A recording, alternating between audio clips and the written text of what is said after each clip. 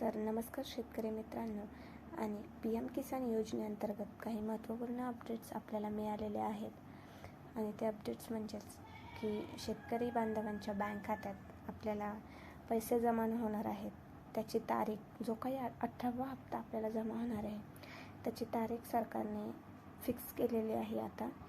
आणि जे काही आपल्याला 18व्या हप्ताच म्हणजे जे काही 2000 रुपये आपल्याला शेतकरी बांधवांच्या अकाउंट्समध्ये जमा होणार आहेत त्याची तारीख आहे 5 ऑक्टोबर 2024 रोजी.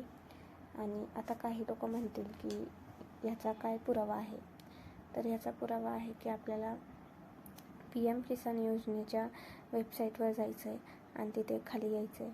तिथे नोटीस लागली आहे पहा. Honourable prime minister will release the 18th installment of PM Kisan scheme on 5th October 2024.